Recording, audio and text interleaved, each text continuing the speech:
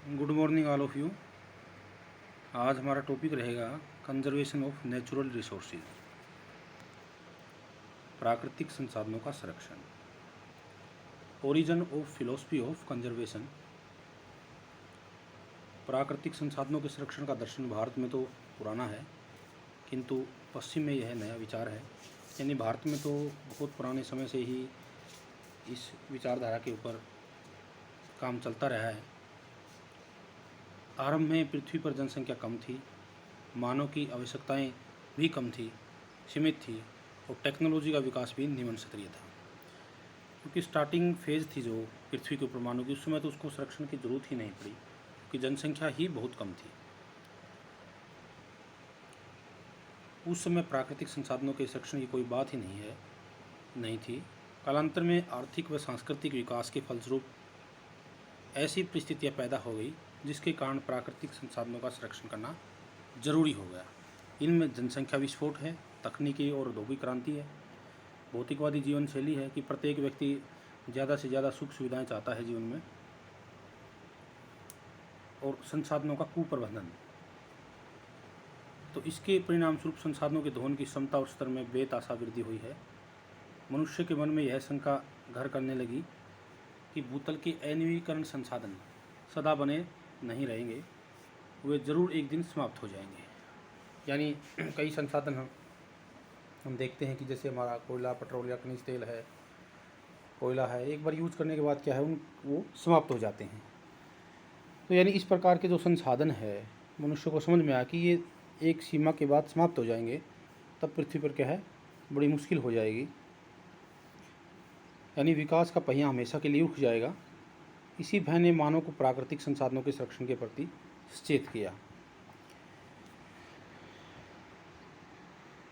संसाधनों के संरक्षण का अभिप्राय। Meaning of resource conservation. भूगोल में मानव रहित भूदृश्य की कल्पना बेमानी है। यानी हम मानव को भूगोल में अलग नहीं कर सकते। वैसे जब हम देखते हैं कि मनुष्य हमेशा ही भौगोलिक अध्ययन का केंद्र बिंदु रहा है, और उसका अध्ययन क्या है, भूगोल में होता रहा है किसी न किसी रूप में। मनुष्य प्रकृति का एक अंग है। प्राकृतिक उपहार मनुष्य के उपयोग के लिए हैं। प्राकृतिक संसाधनों का उपयोग आर्थिक विकास के द्वारा जीवन स्तर को ऊंचा उठाने के लिए किया जाता है। लेकिन यदि संसाधनों के उपयोग के साथ साथ उनकी सुरक्षा भी होती रहे तो इसे संसाधनों का संरक्षण कहते हैं। यानी संसाधनों का उपयोग तो होता रहे, संरक्षण का मतलब ये नहीं है कि हम संसाधनों का उपयोग ही ना करें। जैसे हमने सस्टेनेबल डेवलपमेंट की जो कंसेप्ट था उसमें पढ़ा था कि उसका अर्थ भी बिल्कुल ये नहीं था कि हम संसाधनों का यूज ना करें। संरक्षण का भी अर्थ यही है, हमने उनकी सुरक्षा करनी है, उनको बचाना है। यानी कम संसाधनों के बलबूते पर हम ज़्यादा से ज़्यादा क्या है, विकास करना है नई टेक्नोलॉजी के माध्यम से। संसाधनों के संरक्षण का अर्थ हम प्राकृतिक संसाधनों का उपयोग मितव्यता से सक्षमता और ऐसे विवेकपूर्ण ढंग से करें कि उनकी बर्बादी भी कम से कम हो और उनसे लंबे समय तक मानव का अधिक कल्याण होता रहे। यानी लंबे समय तक चलते रहे भाई। अगर हम उनको बुद्धिमत्ता से, मितव्यता से उनको उपयोग में लाते हैं तो वो लंबे समय तक बने रहेंगे। मैकनाल के अनुसार संरक्षण का अर्थ संसाधनों के ऐसे उपयोग से है जिससे मानव की ज़रूरतें सर्वोत्तम ढंग से पूरी हो सकें। संरक्षण का विचार पॉजिटिव है। यह संसाधनों के प्रयोग का विरोधी नहीं है, जैसे मैंने आपको अभी इस वीडियो में बताया है। इसका यह अर्थ कदापि नहीं है कि संसाधनों को बचाकर रखकर उन्हें जीवाश्म बनने दिया जाए। बात उपयोग पर रोक लगाने की बिल्कुल भी नहीं है, बल्कि उपयोग का ढंग बदलने की है। संरक्षण का तात्पर्य मानव संसाधनों के साथ प्राकृतिक संसाधनों को इस प्रकार संतुलित करना है कि उसमें न केवल वर्तमान वरन भावी पीढ़ियों को भी उपयोगिता का लाभ मिल सके। तो ये संरक्षण का अभिप्राय है। यानी हमें बुद्धिमत्ता से संसाधनों का उपयोग करना है, बर्बादी बिल्कुल भी नहीं करनी है, अधिक से अधिक लाभ उठाना है और उनको भविष्य में आने वाली जो भावी जो हमारी पीढ़ियाँ हैं उनके लिए क्या है, बचा कर रखना है, ताकि वो भी उनका अधिकतम उपयोग करके अपने जीवन स्तर को सुधार सकें, विकास कर सकें। तो इसके ऊपर कुछ परिभाषाएं दी गई हैं संसाधनों के संरक्षण के रिगार्डिंग। तो उसमें देखिए, जैसे हम जिम्बरमैन की ही देख लेते हैं पहले। जिमरमैन के शब्दों में संरक्षण का अर्थ संसाधनों की वर्तमान खपत को, जो संसाधनों की जो वर्तमान खपत है उसको न्यूनतम स्तर पर रखना तथा भविष्य में लंबी अवधि के लिए आवश्यकताओं को पूरा करना है। इसी प्रकार जो एच रॉबिन्सन है, विस्तृत अर्थों में संरक्षण से अभिप्राय संसाधनों के अंधाधुंध दोहन और बर्बादी से उनका परिरक्षण है। यानी अंधाधुंध जो एक तरह से जो ह्रास हो रहा है संसाधनों का, उसको रोकना ही संरक्षण का उद्देश्य है। इसी प्रकार पीटर हेगेट की परिभाषा है, ये संसाधनों के संरक्षण से संबंधित है। उसके बाद हम करेंगे संरक्षण की आवश्यकता एवं इसके उद्देश्य। देखिए, संसाधनों के संरक्षण की आवश्यकता क्यों पड़ी, क्या इसके उद्देश्य हैं। अमर्त्य सेन ने कहा था कि संसाधनों का संरक्षण इसलिए जरूरी है क्योंकि इसके बिना किसी भी देश का टिकाऊ विकास या सस्टेनेबल डेवलपमेंट संभव नहीं है। संसाधन हमें अपने पूर्वजों और प्रकृति से मिली हुई अमूल्य संपदाएं हैं। इनका संरक्षण इसलिए ज़रूरी है ताकि ये भावी पीढ़ियों को पर्याप्त मात्रा में उपलब्ध हो सकें। अतः संरक्षण का उद्देश्य भावी पीढ़ियों के लिए किया गया त्याग है, क्योंकि जो हम संसाधन जो हम यूज कर रहे हैं वर्तमान के अंदर, उनको हम बचाएंगे, बुद्धिमत्ता से उनका उपयोग करेंगे, तभी तो आने वाली जो भावी पीढ़ियाँ हैं उनके लिए क्या है वो बचे रहेंगे और उनका वो जो भावी पीढ़ियाँ हैं उपयोग कर पाएंगी। प्राकृतिक संसाधन समस्त मानव जाति की धरोहर है। ये संसाधन केवल वर्तमान जनसंख्या के उपभोग के लिए नहीं बने, इन उपहारों पर भावी पीढ़ियों का भी हक है। आने वाली पीढ़ी को उनके हक की अदायगी तभी होगी जब हम उनके लिए संसाधनों को बचा कर रखेंगे। यह प्रयास ठीक वैसा है जैसे वर्तमान में बचाया हुआ पैसा भविष्य में कभी आड़े वक्त पर काम आता है। सेविंग है एक तरह से, ये कह सकते हैं कि अगर हम इनको बचा के रखते हैं, मितव्यता से इनका उपयोग करते हैं, तो ये आने वाली पीढ़ियों के लिए बचे रहेंगे। मनुष्य के आर्थिक, सामाजिक एवं सांस्कृतिक विकास के लिए अनिवार्य है कि जीवन की मूलभूत ज़रूरतें पूरी होती रहें, अर्थात जीवन का एक स्तर बना रहे। इसके लिए जनसंख्या वृद्धि और संसाधनों के दोहन के बीच एक संतुलन आना आवश्यक है। मानव जीवन की निरंतरता तभी बन पाएगी जब प्राकृतिक संसाधनों का व्यावहारिक उपयोग हो पाएगा। प्राकृतिक संसाधनों का अविचारित दोहन, यानी बिना विचार के किया गया दोहन, जिसमें जैसे कोयले का अंधाधुंध हम दोहन कर रहे हैं, खनिज तेल का कर रहे हैं, अनेक धातुओं का कर रहे हैं, पेड़ों को अंधाधुंध काट रहे हैं, तो ये अविचारित दोहन है कि बिना विचार किया गया जो दोहन है संसाधनों का। तो इससे क्या है, अनेक विकराल समस्याओं के रूप में हमारे आगे आ रहा है। जैसे एग्जाम्पल दिया गया कि जनसंख्या की वृद्धि से वनों का बड़े पैमाने पर विनाश हुआ है। वनों के ह्रास से वर्षा की मात्रा और भूमिगत जल के स्तर में गिरावट आई है। ये बिल्कुल स्पष्ट है कि जैसे जैसे वनों का ह्रास हो रहा है तो इससे वर्षा की मात्रा तो कम हो रही है और भूमिगत जल के स्तर में क्या है, गिरावट आई है। इससे मरुस्थलीकरण बढ़ेगा, कृषि उपजों में कमी आई। पर्यावरण संतुलन के लिए ज़रूरी है कि प्राकृतिक संसाधनों का संरक्षण हो।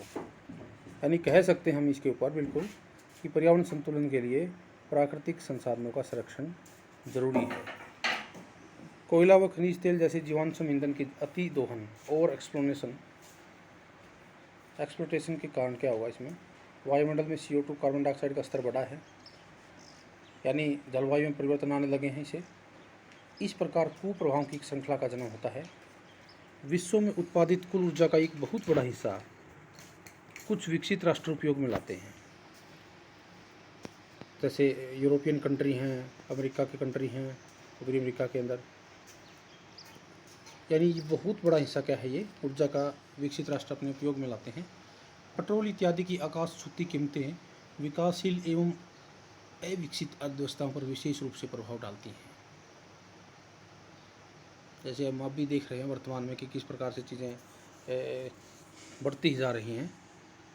महंगे पेट्रोल को आयात करने की क्षमता न होने के कारण इन देशों में आर्थिक उत्पादन और खाद्यान्न को उत्पादन की दर गिर जाती है। इससे गरीब देशों में साधनहीन लोगों की संख्या बढ़ने लगती है। संसाधनों पर असमान अधिकार विश्व में आर्थिक असमानता को जन्म देता है। संसार के अधिकतर देशों में हमेशा के लिए पैर पसार रही गरीबी का दुष्चक्र तभी टूटेगा जब प्राकृतिक संसाधनों की लूट पर लगाम लगेगी। यानी प्राकृतिक संसाधनों के अंधाधुंध जो लूट हो रही है, हम जो देख भी रहे हैं, जल की जैसे बर्बादी हम देख रहे हैं, वनों की हम देख रहे हैं, कोयले की बर्बादी देख रहे हैं, अन्य खनिज संसाधनों की देख रहे हैं। हालांकि सरकारें प्रयास कर रही हैं कि ज़्यादा से ज़्यादा अच्छी टेक्नोलॉजी लेकर इन संसाधनों के कम उपयोग से ज़्यादा लाभ उठाया जाए, और सरकारें कर भी रही हैं और हो भी रहा है। इसके बावजूद भी इसमें सुधार की ज़रूरत है, क्योंकि बड़े पैमाने पर अब भी इन प्राकृतिक संसाधनों का अंधाधुंध क्या है, शोषण हो रहा है। आज कई मायनों में ज़रूरी हो गया है कि संसाधनों का संरक्षण हो। संसाधनों का संरक्षण मानव के लिए आर्थिक, सौंदर्यात्मक और वैज्ञानिक दृष्टि से बहुत महत्वपूर्ण है। तो अब हम देखते हैं इसके अंदर, देखिए अलग अलग चीज़ों का संरक्षण के बारे में इसमें बताया गया है। तो जैसे मृदा के ऊपर विशेष तौर से इसमें बताया गया है। देखिए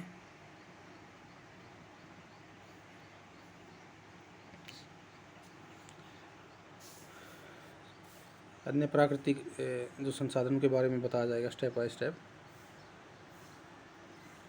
मिट्टी ही एक ऐसा माध्यम है जिसमें सभी प्रकार के पेड़ पौधे और फसलें उगती हैं।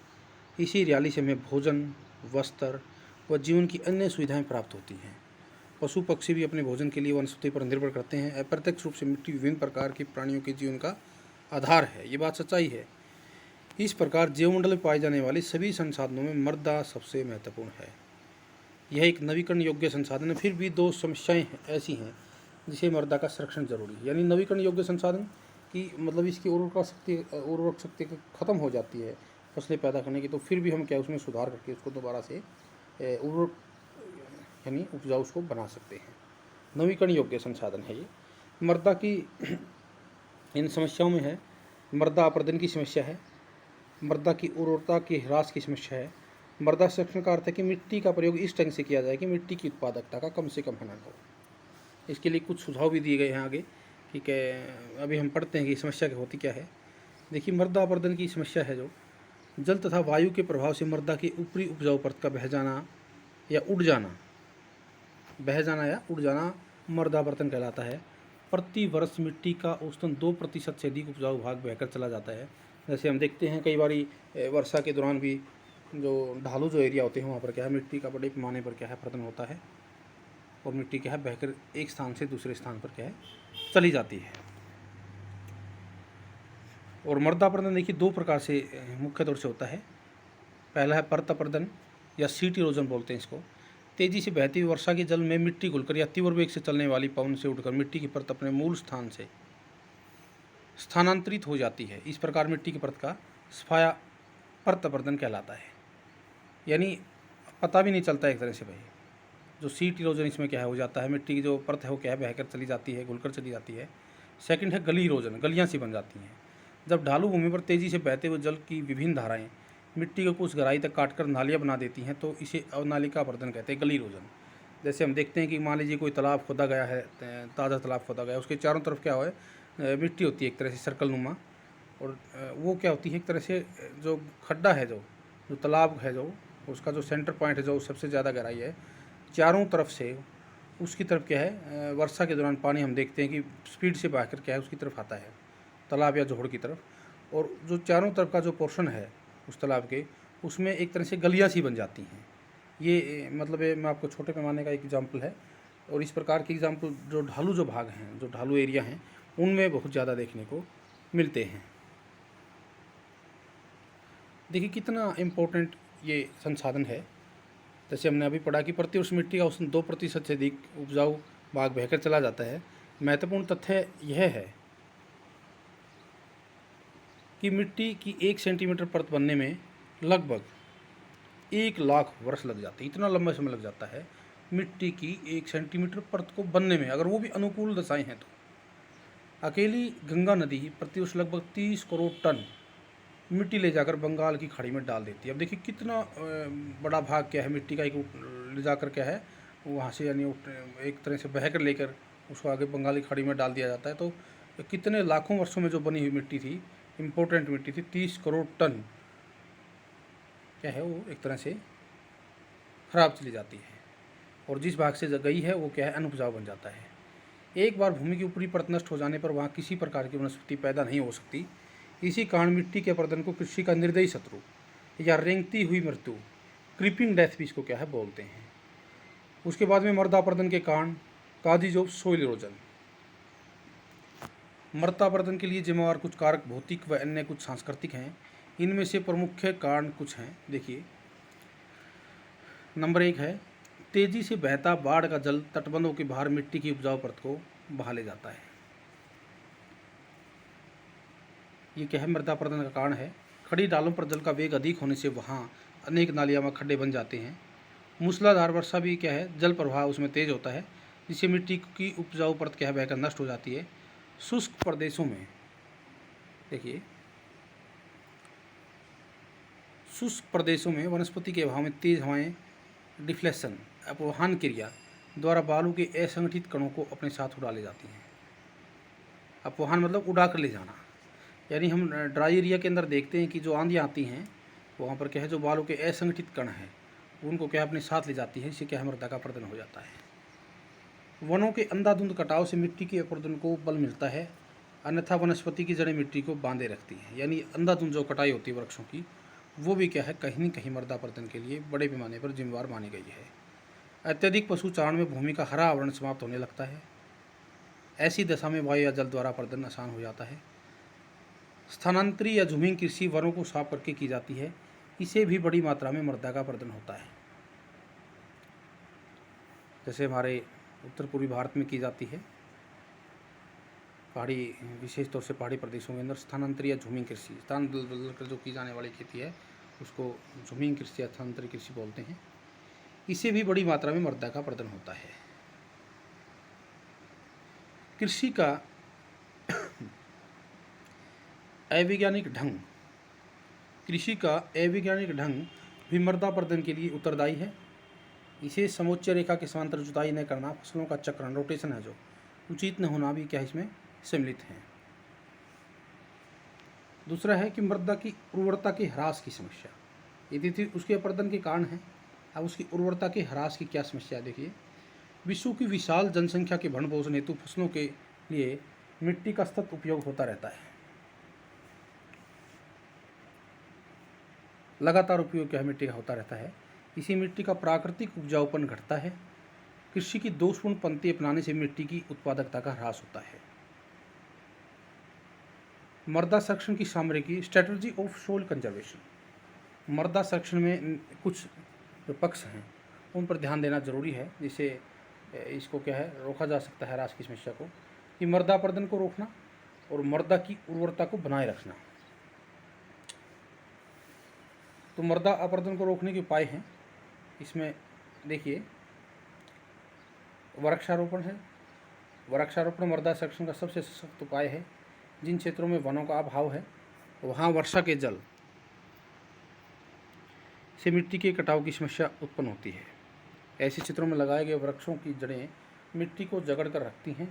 वृक्ष तेज हवाओं से मिट्टी का क्षरण भी रोकते हैं। साथ ही वृक्षों के अनियोजित कटाव को भी रोकना होगा। यानी वृक्ष भी हमें साथ में बचाने पड़ेंगे, क्योंकि वृक्ष, ये सारी चीज़ें एक तरह से चैन रूप में होती हैं।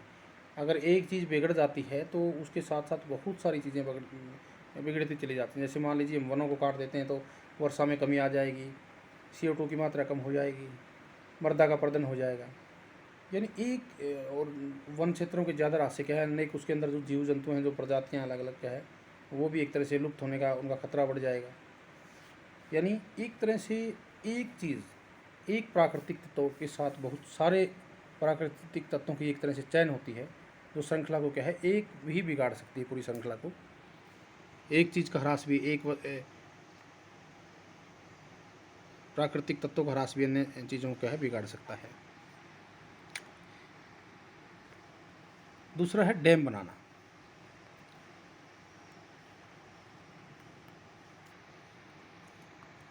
अब देखिए, नदियों की बाढ़ का प्रकोप कम करने के लिए डैम का निर्माण किया जाता है और ये आवश्यक है। इनसे पानी का बहाव नियंत्रित होता है और मिट्टी संरक्षित होती रहती है। डैम बनाने के बाद में एक बहुत बड़े एरिया का पानी वहाँ रुक जाता है और फिर क्या है उसको एक निश्चित या प्लानिंग के तहत क्या है उसको छोड़ा जाता है। इससे भी क्या है जो मृदा का जो अपरदन भी रुकता है और साथ साथ में क्या है इरिगेशन के लिए क्या है एक तरह से जल या पेयजल के रूप में जल क्या है नहरों के माध्यम से हमें मिलता है। उसके बाद में है पशुचारण पर नियंत्रण। पशुचारण आवश्यक है, लेकिन इसके लिए विशेष चारागाह विकसित किए जाने चाहिए। खाली कि तुम पशुचारण नियंत्रित किया जाए, क्योंकि बेरोड बेरोक टोक घूमते पशु अपने खुरों से मिट्टी को ढीला कर देते हैं, जो थोड़े समय बाद यह ढीली हुई मिट्टी वर्धित हो जाती है। ये भी एक कारण है मृदापर्दन के लिए। पंक्तिबद्ध पौधारोपण।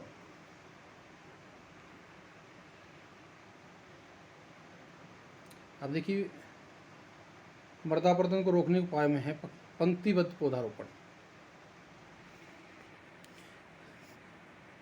शुष्क भागों में खेती के बचाव के लिए पंक्तिबद्ध पौधे अथवा रक्षक मेखला, शेल्टर बेल्ट है जो, लगाए जाते हैं ताकि हवाओं द्वारा मिट्टी के उड़ने को नियंत्रित किया जा सके।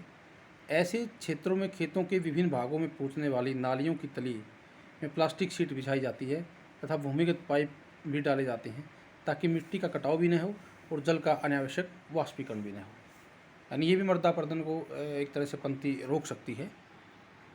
उसी तरह कृषि प्रणाली में सुधार। कुछ तरीके बताए गए हैं जिसे कृषि प्रणाली में सुधार करके मृदापर्दन को काफ़ी हद तक रोक सकते हैं हम। जैसे सीढ़ीनुमा खेत है, ढलानों पर जल का वेग कम करने के लिए जो है कंटूर या एक तरह से समुच्चय रेखीय जो जुताई है वो करना, फसलों को हेर फेर करके उगाना या फसलों का चक्रण क्रॉप रोटेशन अपनाना, गली फिलिंग अवनालिकाओं को भरना,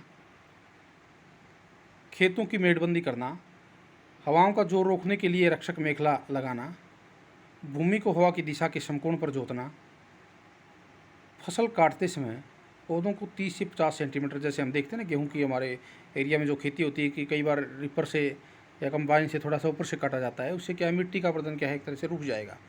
जो तेज़ गति से जो हवा चलेगी या बारिश हो तो वो क्या है मिट्टी बहकर नहीं जाती।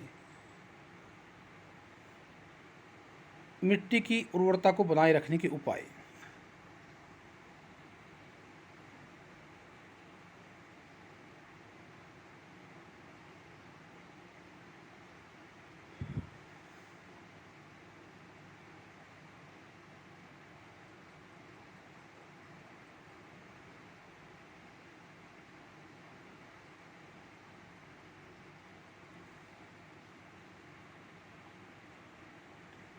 अब देखिए मृदा की जो ये तो थी कि अपरदन को कंट्रोल करने के तरीके, अपरदन से बचाव का जो तरीका है मृदा को। इसी तरह मृदा की उर्वरता बनाए रखने के उपाय। मिट्टी पर अधिक जल का प्रभाव क्या है, वाटर लॉगिंग की समस्या खड़ी कर देता है। इससे उपजाऊ तत्वों का क्या है लीचिंग हो जाता है, निक्षालन बोलते हैं इसको। जल प्रभाव पर क्या है नियंत्रण हमें रखना चाहिए। हरी खाद वाली खेती बाड़ी से मिट्टी की उत्पादकता बढ़ती है। लाल क्लोवर, लाल तिपतिया चारा, सीड क्लोवर तथा अल्फाफा हरी खाद वाली श्रेष्ठ फसलें हैं जिनको उगाने से भी क्या है भाई मिट्टी की उर्वरता क्या है बनी रहती है।